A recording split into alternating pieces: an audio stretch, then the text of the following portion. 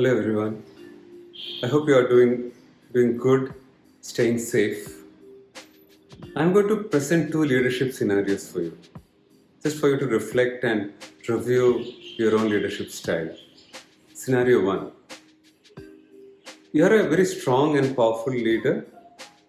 In your area of work, it could be corporate, business, academic, medical. Medical is also a very powerful space, or politics. You are a local, say, politician with immense power and authority. Now, you're going about doing your work, and suddenly somebody shares that there is a very strongly worded social media post severely criticizing your leadership. Yeah, it's an anonymous post, so you don't know who has done it. Severely critical of your leadership. You don't know, what is the background, why, who, nothing, no clue. And that post is so well written that it's just not the content and the story, it's also very well written that it goes viral. It goes so viral that that becomes the most trending thing on social media. Now, question for you: if you are that leader, number one, how would you feel? Yeah? How would you feel? Second, from that feeling, how would you react as a leader? Number three, from that feeling and that reaction, what would you do? What action would you take? Because you still have authority power within that small area of influence. How would you act? What would you do in such a scenario?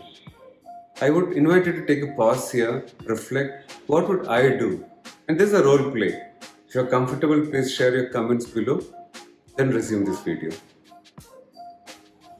So I hope you had a chance to reflect on your leadership based on scenario one.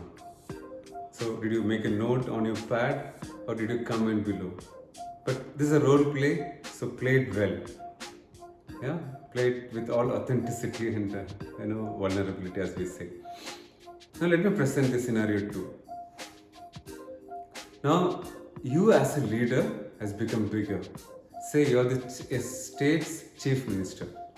Somebody who has spent 31, 32 years to come to that role of a chief minister, right from the campus days.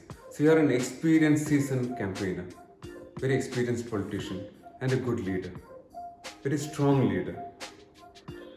That post that has still gone viral, you have got the entire machinery of the state to go after that particular person to find out who has done it, why and how and all that stuff. Naturally, the police goes after the author, tracks him down. Now, for the benefit of the story, this boy is a college student by name Sanal. Now, Sanal faced a situation where his father was admitted in the hospital. Around same time, the chief minister was admitted there for some checkup. He had some health issue to the same chief minister. Naturally, there are a lot of restrictions. This guy Sanal couldn't go inside, and all the constraints a common man faces when a VIP steps in with all its paraphernalia. So that prompted him to make that post. So as the investigation progressed, they knew that it was this boy. Now he comes from a very humble background, very poor background.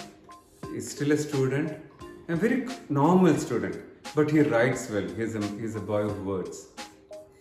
So the machinery goes after this boy, and as Sanal tries to escape from the state to the neighboring state, because he knew that something was cooking, the police, the long hands of the law catches up, and he's nabbed, and the CM is informed, the chief minister. So the instruction that the police gets is let him go home, ask him and his father to come the next morning to the chief minister's office. So the next morning, both of them full of fear, because they are very, very common people. Naturally, they are scared. The whole ambience of the state residents, there's so much of fear. It only gets worse as they take every step towards the office. Once they get in, they are received, offered tea. This boy, out of fear, handshaking, spills the tea on his shirt. Then the chief minister walks in with all the aura of a very strong leader, very capable leader. So once the chief minister sits down, he just repeats verbatim what this post was on social media, which went viral, super viral by now. So what the CM was demonstrating is, I know what you have said about me, and he delivers that to the boy. So the fear only goes up. Then this boy and the father are ushered to the next room. As they enter the room, the boy finds it's full of people, all press reporters.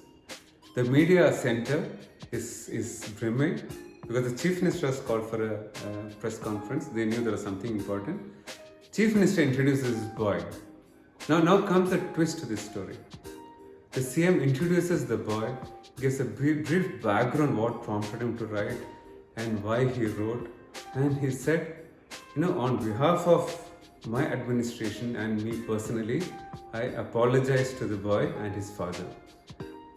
For me, this was the height of that narrative, because CM, for all that 32-year-old politician who has come to the number one position, could have handled it very differently.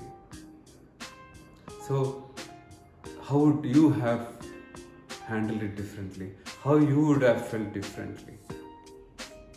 Now, this is a beautiful example of how leaders tap into emotional intelligence. And that's a choice that we make. A leadership that is based on IQ, EQ, which is emotional intelligence, and SQ, spiritual quotient, is the need of the hour. So are we tapping into all these three? Are we operating at the confluence of this leadership? It's a choice that we make as leaders. Happy leading.